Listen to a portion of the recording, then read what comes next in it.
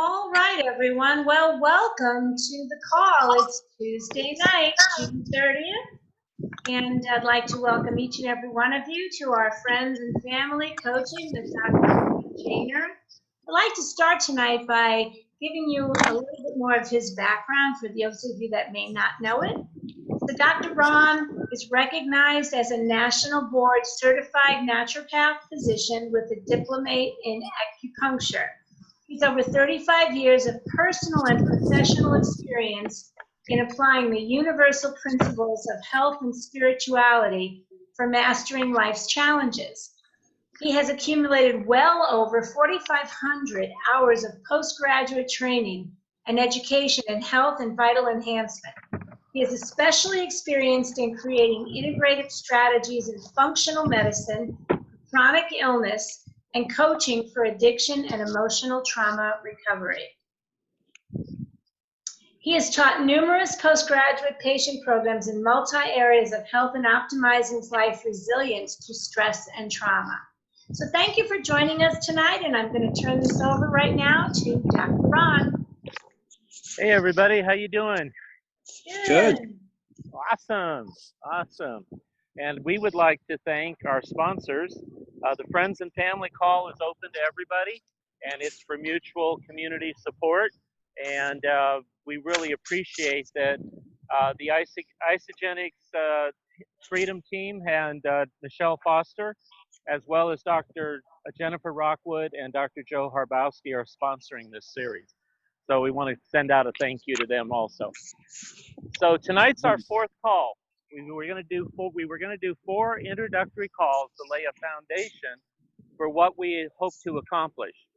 So tonight we'd like to open it up to you guys. I'll present a little bit of material, but we really want to know what kind of reactions are you having? What's happening with what you're doing? Sorry about the background noise. I'm in a park. Figured this is a nice setting for it. So would anybody like to volunteer some of the experience or reactions they've had to the exercises we've been working with? Well, Dr. Ron, I'll go again because I'm getting tremendous breakthroughs from this coaching. Yeah. It's tremendous. Yeah. Exactly. And we really appreciate that. Now, would you say you're getting the breakthroughs because of listening and learning from me or from what you're actually doing for yourself? Both. It does take both, but most importantly, it takes you doing it. Remember, when it comes to emotions and behaviors, it's not about what you know in your head or what someone else has told you. It's all about how you feel about it, and sometimes how you feel at the non-cognitive subconscious level, and you're not even aware that's what you're feeling unless you stop and pause and pay attention to it. So what kind of breakthroughs did you get this week? Well, that's why I'll say both, because I listened again today to last week's call, and I'm like, wait a minute, that changed. Exactly. I do apologize that we weren't able to get those calls out a little sooner, because that is part of the program, to listen to the call every day for a week. And every time you listen, you'll get something new. So what changed? What did Lynn do to the recording that made it so different? Well, I didn't realize that, like I had it in my head for days that I was supposed to, like I was so focused on figuring out what I don't know and focused so much on what I was going to do, that one thing every day, but I wanted to do all six, and then I didn't realize I didn't have to do all six. Like, it took a lot of pressure off me today because I've been working really hard. Yeah, one of our little secrets is the more pressure you're under, the worse you're going to do at this. Well, today was just like, woo, because all the pressure at 9 o'clock this morning went away because I could I'm just shutting off my brain. Yeah. One of my teachers used to say the mind is a terrible thing, waste it. At least for this particular type of work. It's so It's so relaxing. I can't believe how relaxed Yeah, I am. Like, right. it's Right. unbelievable. And here's the key. When are you the most creative? When you're stressed out or when you're relaxed? Relaxed. Yeah.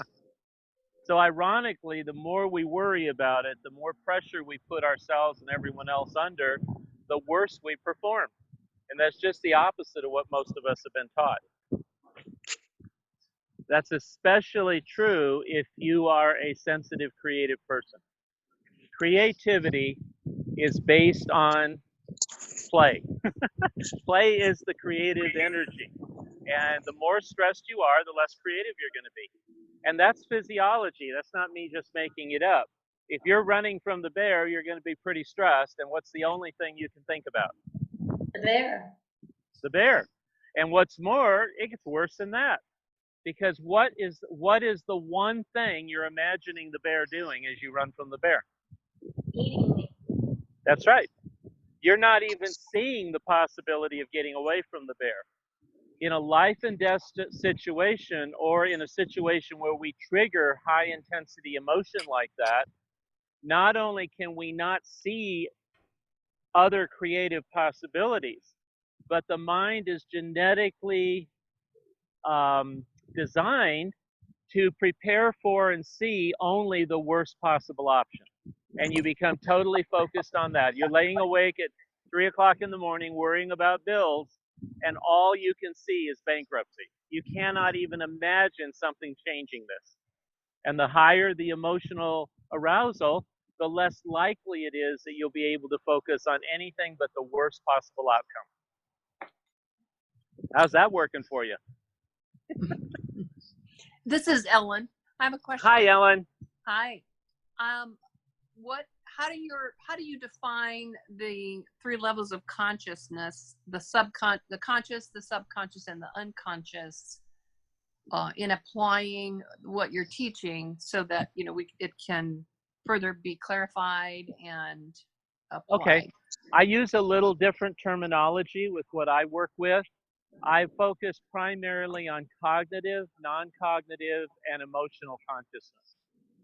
And so non-cognitive neurology is what your body's doing. It's doing literally hundreds of thousands, if not millions of things every second, and you have no real awareness of that happening. You're not thinking about it. The cognitive is your thinking mind. Okay? And then consciousness or conscious awareness is our ability to be aware of all of it without actually going into the specifics of it, but to have an awareness of it that usually we interface. And emotions are what interface consciousness and body. So that's kind of how I do it. I think in terms of mind, body, spirit. Your mind is your thinking, your body is your emotions and physical behaviors and metabolism, and your spirit is your conscious awareness. And which we used to kind of think was mumbo jumbo until the last 100 years, when science shows that consciousness actually does alter reality. Conscious observation changes the physical state of what's going on around us. And we have literally thousands of experiments, primarily in physics, that show that. So how would you define them? Well, I've not looked at that in that way, but I like how you've done it. I think Okay. the conscious place is what you are aware of, Right. and Right. the unconscious is totally not aware. The subconscious, I believe, is the fuel or the driver for the conscious. Okay. Which I think we operate in 80% of the time, or maybe more. I don't Probably more from what I've researched and from my experience. The way I've structured it doesn't necessarily have to be the only way or the correct way. It's just really practical for this type of work. Yeah. So if you think in terms of your mental thinking, cognitive thinking processes, processing 1 to 2,000 bits of information a second, and then your non-cognitive, subconscious, if you want to call it, body processing is processing 3 to 500 million bits of information a second, but it's doing it at a non-cognitive level.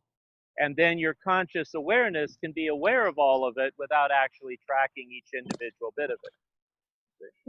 And so for practical purposes, that fits with what you know, what you don't know, and what you don't know, which is very useful for doing this type of coaching. And the Do you, part that we've ignored in our culture, because everything's based on thinking and logic, is the emotional interface between the neocortex and the midbrain cerebellum. And we've tried to fix everything with thoughts, thinking, and direction, and it just doesn't work that way. do Yeah, go ahead. you do you connect a head, heart, gut, brain in the three areas that you've described too? Absolutely. Right. However, primarily for the purposes of this work, we're seeing that as part of the body. Now, you've also got, you've got your other energetic connections to, your heart space and so forth. But for the purpose of the coaching, we're starting out seeing that your emotional processing is only about 5% in your brain, in your mind, Mm-hmm. and then 95% from the neck down. And Yeah. about 2/3 of that is in your digestive tract, a significant part in the heart. But a lot of that heart energy may be in the conscious awareness part, not necessarily in any of the physical part of it. Because that's the other part. I would associate things like, chakras and spirituality and conscious awareness with that third part, which would be your spirit, with your awareness of who you really are. So do you also agree that the stress, when we think about something, the stress part physically originates on a certain area, or is it different for other people? It's different with different people, but none of it it doesn't come from the thinking primarily. It comes from how you feel about what you're thinking. And so that can be different for every person. That's why, especially back in the late 60s and 70s, they were looking at studies to prove that stress makes people sick, and they were having a lot of problem getting consistent results. So let's say that we were going to do a study and take 100 people and put them in an auditorium, and then we were going to give Igor a baseball bat and tell everybody that we're doing an experiment where each person's going to be taken one at a time into the back room, and Igor is going to whack you over the head 3 times with a baseball bat. And the purpose of the study is to prove that the stress of getting whacked 3 times on the head with a baseball bat causes X amount of illness. Well, it never worked because some people started breaking down and getting sick when you just told them what you wanted to do. Other people are laughing at you and say, bring it on. Let's see what he can do. You see? So we learned that it wasn't about the amount of stress. It was about how each of us reacts to the stress. And for the most part, that's learned behaviors programmed from childhood, other than the fight or flight arousal, which is genetic. That's why they smack us on the rump after we're born to invoke fight or flight, so we'll gasp and breathe. But if you don't learn the software programs for mental emotional processing of stress in social situations, then you're stuck with fight or flight for the rest of your life, and that's the only thing you'll know. And So that's where most people are now. Yeah. So then the neural pathways that have been formed are contributing to how you are processing and Yes, originating where stress is coming from. exactly. And Okay. for the most part, for most of us, the majority of those pathways, they estimate maybe 70, 80% of them, maybe more, are encoded before you're 5 or 6 years old. And Yes. that's that really startling information from the last couple of years, where they ran EEGs on kids and realized that children basically go through the first 5 years of life sleepwalking. They're in primarily delta theta states of mind and electrical activity, and they're essentially in a learning trance. They're just memorizing everything, but not necessarily, as every parent knows, what you tell them, but they memorize what you do. They memorize your feelings. They memorize the way people act. Yeah. And so, Thank you. Yeah. so they don't start developing discrimination. Girls about 6 or 7, boys around 8 or 9. Yeah, I agree. And thank you for that. I didn't want to take up a lot of time, but I Oh, was that's just okay, because it's some areas. important to understand it, I think, and and because it's so different than the way most of us were taught. So in neuroscience coaching or my emotional trauma recovery coaching, we're looking at rewriting or even just installing for the first time ever that early childhood programming that just wasn't there. And in some cases, that means rewriting what's there and writing something else on top of it. And of course, the challenge is that if something was encoded at 3 to 500 million bits of information a second, how are you going to edit it with an editing tool, your thinking mind, that can process only 1 or 2,000 bits a second? You'll never get it done. And I believe most people will look at a situation that needs to be rewritten, and they may just think, I'm not going to think about that. I'm not going to do something, rather than rewriting. It's just Exactly. yeah. Exactly. And that's exactly what this coaching is about. And I'm sure your coaching is too, is getting people to understand and then actually practice that what you think and what you say to yourself doesn't really change anything. And what anybody else says to you doesn't change anything. Until you get a shift in your emotional motivators, and actually practice a different behavior, you don't rewrite anything. Mm-hmm. And we've all had the experience of telling ourselves to do something a certain way or telling ourselves not to do something a certain way, and nothing changes.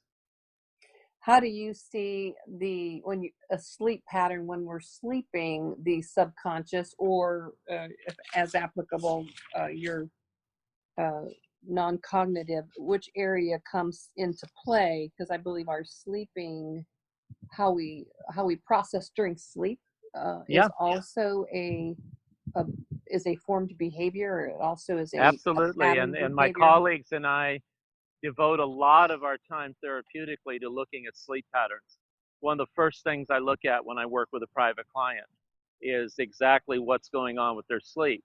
So when you're asleep, the non-cognitive tends to take over, but it should be non-cognitive parasympathetic. And most people today, it isn't. It's non-cognitive sympathetic arousal. And Yes. so they're not really sleeping at all. So that takes you, and again, you've got to rewrite the programs until they're running even when you're asleep, because just Yes. the opposite's happening to us now. We end up with arousal. Remember, we said 2 to 10 years to get over one serious stress. By the time you've got thousands of these little grizzly bears running, you're never calm. One of the things I do in a therapeutic situation is I'll try to have somebody relax, and then show them how their body's still in a fight or flight state even when they think they're relaxed. Well, my theory is, when that's happening when you're asleep, it's not just that you're wired when you're awake, but you're actually wired even when you're asleep. That's when the body starts to rapidly deteriorate into chronic illness, because you're not getting enough healing time to repair tissue. And so when I give my doctor seminars, I tell them, I'm not here to tell you there's anything wrong with your medicine. We all know we help people no matter what kind of doctor we are. But what do you do with the patients that you give them the right treatment, the right protocol, and they don't get better because their body can't heal? That's where this type of coaching lives. Yeah. Thank you. Yeah, you're welcome. Anything else? Who else has some feedback for us? So I did it every day, and Oh no. Did your hair fall out? no. So my challenge for myself was that I would exercise every day, even if it was Okay. only 20 minutes or so. Uh-huh. And I ended up finding that on a day that, on some days I did two things. I went to yoga and walked and Uh-huh. things like that. But on one day, yesterday, I was not able to do it at all. And I was actually angry that I couldn't do it, Yeah. even though I have put off starting for a year. Now I'm actually angry that I don't Yeah. get to do it. So that was a really big shift for me, in that I actually get to see it as a treat now. I get to see it as something that I'm giving myself instead of something Right. that I have to do. Exactly. Exactly. That's awesome. Yeah, that was a really, really big change. And one of the things that I wanted to throw out to everybody too, is because everybody's getting challenged with, you know, I know a lot of the people on the call are in the weight loss challenge and everything, Sure. and that they're really trying to stick to their diets and trying to recognize how important the mind-body connection is. And I just want to say that for the past several months, we've been watching my dad's health kind of decline, as well as his mental capacity decline. And if you know my dad, he's very, very sharp, very fast, quick-witted man, very physically capable, 82 years old, but can run circles around me and Michelle, which is terrifying.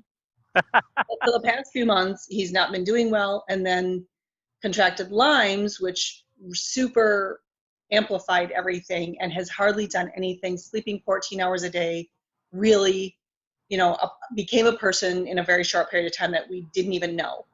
Right. And I put him on isogenesis as well as a little bit of immune support. And in 5 days, he was starting to feel better. Their town got hit by a tornado, and he was literally up on a ladder cutting trees off of the wire. Awesome. So that the power company didn't have to do it. That's my dad. Yeah, That's the dad I know. And so, and he literally worked for 5 days, day and night, with no power. And no electricity. He had power. Like, house couldn't keep up with him. And he did so much and was able to accomplish so much. And he literally just came down here yesterday and said to me, Jen, I never could have done that without the stuff that you put me on. I can't believe in only 5 days what I was able to do and what a difference it made, that I can think again. And his wit came back, his mental clarity came back, his That's awesome. ability to adapt to, hey, a change in plans or whatever it was, as well as his physical strength. And it was that fast. So that's how important that mind body, we have to support our physical bodies. It's got to be from both directions. You support nutritionally, and then you support your emotional base for how your body uses the nutrition. And that's what's so awesome about what we've put together here, all of us working as a team. There's a lot of places you can go and they'll tell you about nutrition, or they'll give you vitamins or whatever, or tell you what diet to be on. But they don't necessarily give you the emotional support to get your body in a place where it can, first of all, use the nutrition, and secondly, you'll stay with the program. And by combining the high quality nutrition with the coaching that allows us to literally take control of our own attitude and behavior, oh my, I mean, it's just amazing what the differences you see in people. It's really great. You realize, I know you know as a doctor, but if somebody's in that stress state we're talking about most of us living in, even if you're taking the best vitamins in the world, your absorption is maybe 2 to 4% of the product. Now, with a really good product, you still get a lot of benefit, but that's 2 to 4%. If you have the ability to use a process like we've been practicing to shift your body from a stress state to a calm state almost instantly, your absorption rate jumps to 60 to 80%, over 10 times as efficient and benefit that you'll get from the nutrition. So putting the two together is literally earth-shattering for most people, you know. And then the ability to keep yourself doing it. Because our bodies, like Ellen was saying, our bodies run on memorized patterns. If you've always done things a certain way, guess what? You're going to do it that way for the rest of your life unless somebody shows you how to change those patterns. And most of what we were taught in education doesn't do it. You know? That's great about your dad. I'm so glad to hear about that. You bet. You bet. All right, so let's go back to where you were exercising and you got upset with yourself. What did you do at that point? What did you say to yourself? What did you do? I'm a grand negotiator. So I negotiated that I would give myself the gift of a little extra exercise today. Okay, great. So instead of beating myself up, I just think, I'm like, I'm not going to sit here and stay mad and stay upset. I'm going to go to, okay, well, I get to do more tomorrow to make up for that. I absolutely couldn't manage it today. Excellent, excellent. Reframing it to another emotion. You notice how you felt different? It wasn't about what you were, and when you said negotiate, and said, oh no, she's going to be talking herself out of it. No, you negotiated a different feeling, A better deal, a actually. better deal that you felt better about and your body felt better about. And that's the secret of this.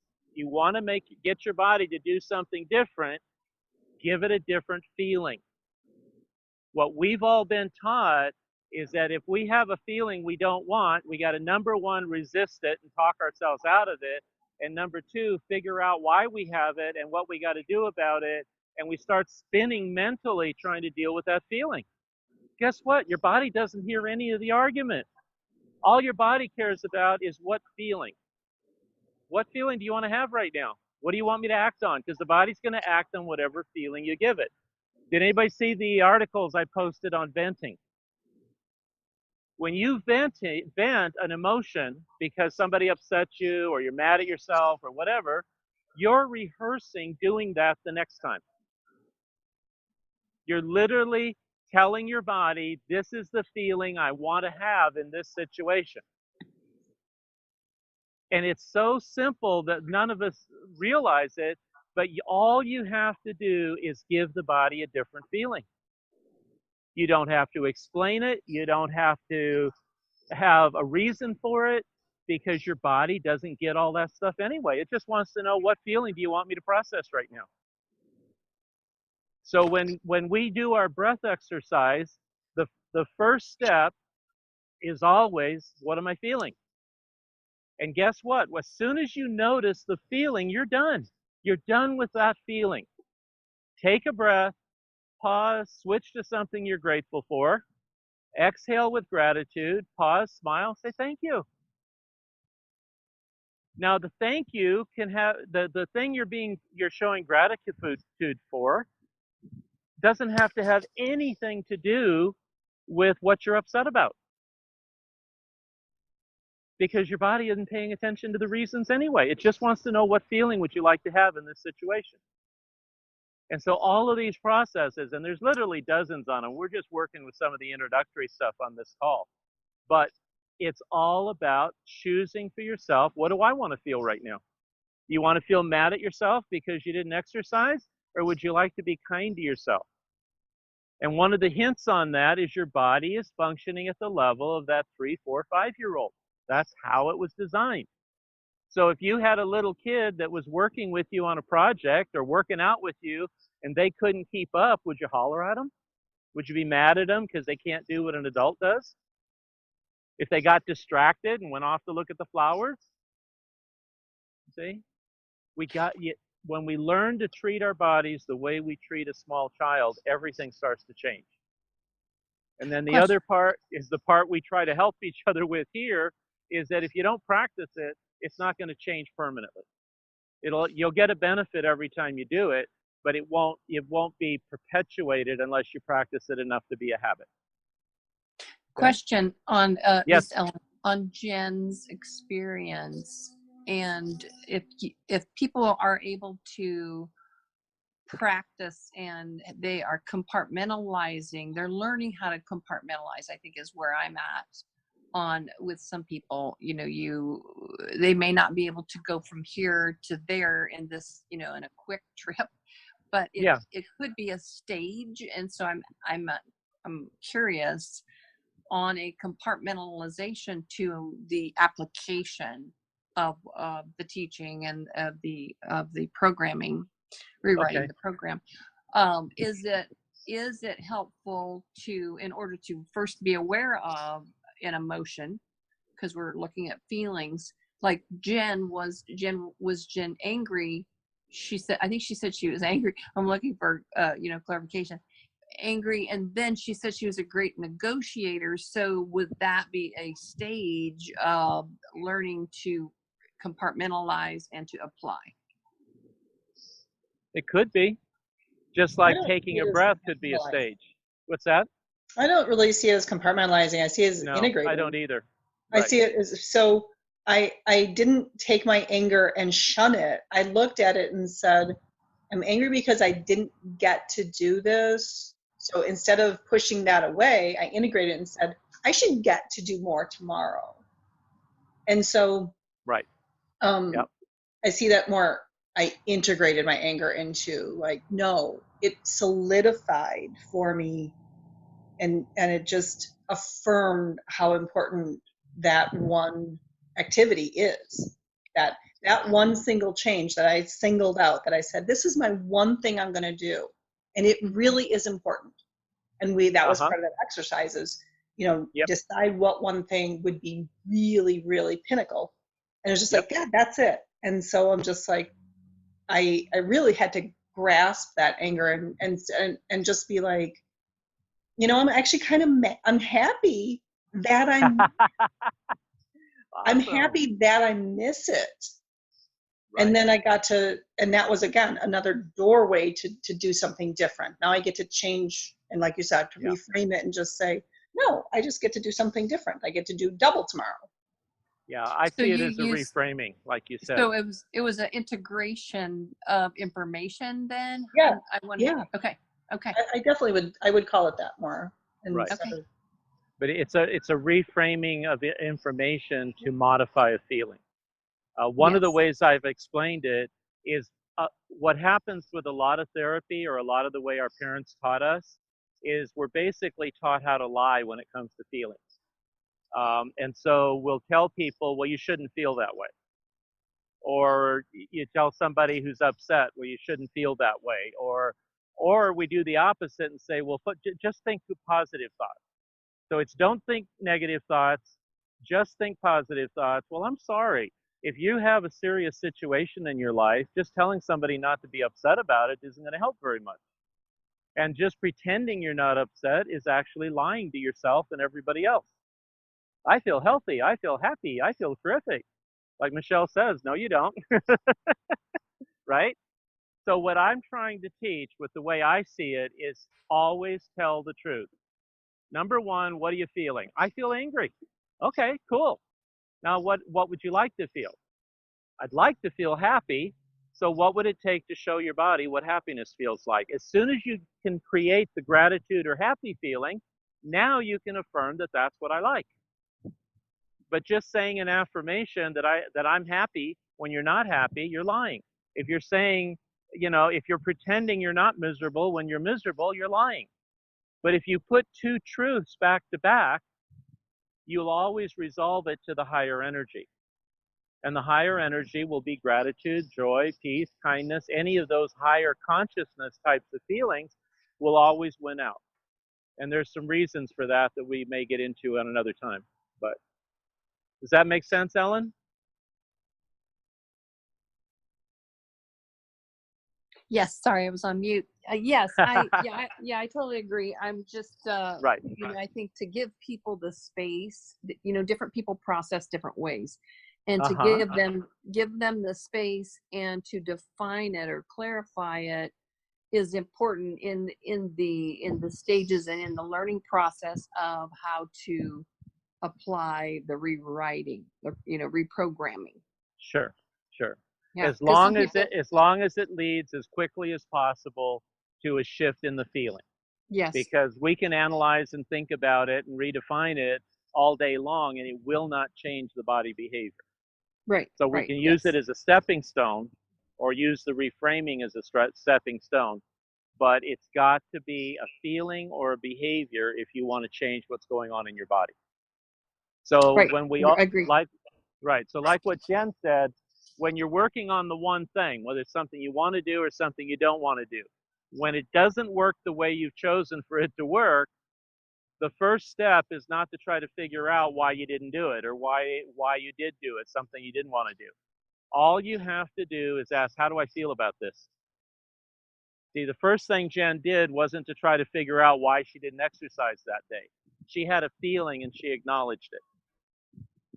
And that's where this starts. It always starts with how would I feel about it, not what do I think about it, or why am I doing it that way, or what do I have to do to fix this.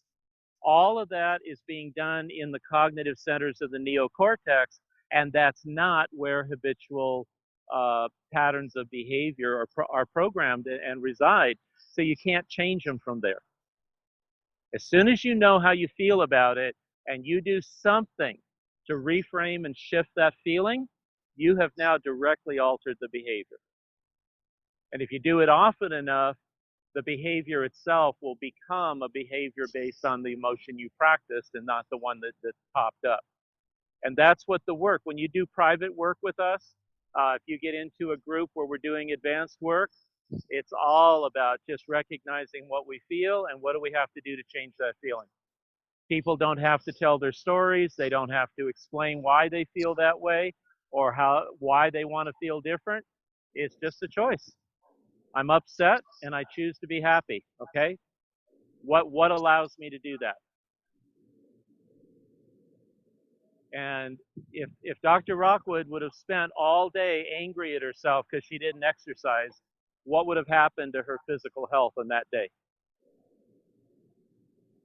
Yeah, what would have happened every time she took her supplements? But because she reframed it and went on to a different feeling about herself, how'd the day go? Yeah, and you didn't exercise and you still had a good day? Man, what's that all about? All right, any other questions or comments before we finish up for this evening? Yes, Michelle. Well, I want to ask you what the fifth thing is because I'm dying of curiosity, but I did want to say something that, so Dr. Rockwood gave me this incredibly fun idea that I became obsessed with joy over for the last 3 days. Anybody that's crossed my path has heard about my pumpkin seed adventure. And so all weekend, people that were around me, because I couldn't find them, were like, Michelle, no big deal. Michelle, it's not, but it was a big deal. And so I just kept breathing. And you know, when I said, I'm going to find my pumpkin seeds, and then when I planted them yesterday, I talked to each and every one of them.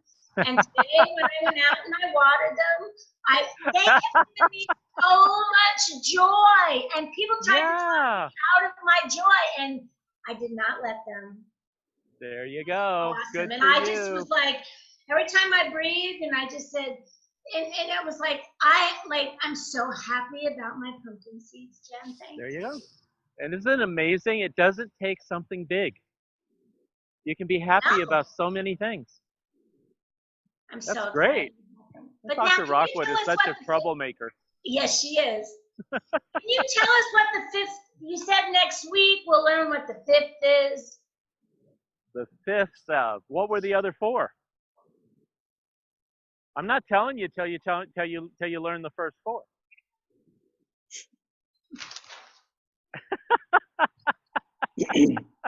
So I have a Mostly, question before we end. Oh. Yeah, go ahead. So I'm having a little bit of trouble. I missed last week's session, so I'm trying to catch up with it because it kind of got put on a little bit late. So I'm a little behind. I haven't quite finished it yet, but I'm still working on the deep breath, pause, exhale, and all that, and then smile. And when I smile, I don't feel like it's real. I feel like it's fake, and I can't seem to get past that. And I know I'm way behind. I'm way behind everybody. No. You're doing a problem great. with that because I have to feel sincere about things, and it just doesn't feel sincere not to me. Not necessarily. What you have to do, because there's three ways to talk to your body: feelings and emotions, symptoms, sensations, and behaviors, and then any sensory input that carries an emotional tag to it, like smelling a rose or seeing a beautiful sunset. Okay? So most of the time in your life, when you smiled, how did you feel? I feel good. Yeah. I'm happy usually when I smile. So interestingly, all of these nerve systems are two-way streets. And so if you arbitrarily smile, your body's going to begin looking for reasons to be happy because it knows the smiles go with being happy. Now, it may not happen instantly, but as long as smiling is your choice, it's valid. Okay? Now, interestingly, I learned about this from another researcher, a doctor who was a real expert in psychosomatic medicine. And he was telling me about a study done, I believe, at UC Irvine, where they were actually doing a review of different types of treatment for depression. and trying to decide what treatments work the best. So they took really severely depressed people and they tried talk therapy. They looked at the studies on different kinds of drugs and so forth and so on. Interestingly, the two things that worked the best, which they did not emphasize for obvious reasons once you hear what they were both just behaviors that the people didn't feel like doing. So one is walking. If they got depressed people out of the building and made them walk, especially in nature for a certain amount of time, they couldn't hold on to their depression the same way. And the other one, which is the one that we thought was really cool, is they would have them stand up in a room, throw their shoulders back, stand up straight, tip their head back and look up and grin like an idiot for 20 minutes. Nobody in that study was able to maintain their depressed state in that posture. The posture determined the attitude and feeling. But they had to hold it for 15, 20 minutes. Wow. So just keep smiling. If it's your choice to smile, now if you're mad at somebody and they said you need to smile anyway, that's not going to work because that's not your choice. But if it's your choice, the body will find a way to substantiate it for you. Okay? Okay. Just keep practicing it. Okay. And just to review, since you weren't here last week, the process is notice your breathing and what do you feel right this moment. So noticing your breathing is just being aware of your body. And what are you feeling in your body right now? Is it an emotion? Is it a physical sensation? It doesn't matter what it is. Good or bad doesn't matter. Just notice it. And then take a deep breath. Choose to take a deep breath. Pause. Switch your focus to anything at all you're happy and grateful for. Anything. And as you exhale, focus on the feeling of gratitude. And when you finish the breath, pause, smile, and say thank you. That's the process, which is what we're working with right now. And if you practice that, what you're doing, you're not judging your feelings, you're not trying to explain them, you're not trying to fix them. You're just noticing that I feel this way and letting your body know, well, actually, I'd like to feel like this, but you got to show it. See? And so what happens if you feel pretty good and you do it? If you feel good, take a deep breath, pause, switch to something you're grateful for, feel grateful, smile, say thank you. Now how do you feel? Exhilarated, I would think. Yeah, you feel even better. Right. So it works on good and bad feelings. Okay. Okay? I haven't tried it on the good There's feeling. Denise, this is Ellen. There's a TED Talk. I don't know if you've heard of it, any of the doctors, but Amy Cuddy, and she looks at body language and how our body language shapes, the question that she's dealing with is, do we show our body how to react to something? Do we put our body in that position of power pose and then our body reacts to it, or is it the opposite? So she looks at how it affects our brains and the impact that it has. But it's very, very good. Just a thought. That's exactly what we're talking about. As long as it's your choice, it works. And it might take some practice because most of us aren't used to doing things that we choose. We're used to doing what Dr. Rockwood tells us to do. At least that's how I do it. All right, guys. Everybody should be getting another copy of the survey this week because this is our 4th week. So we'd like to get your feedback on what kind of changes you've seen. And then next week, we'll do some more if you're interested. Totally. All right? Yes. All right. Take care, everybody. Good night. Good night. Thank you. Thank you.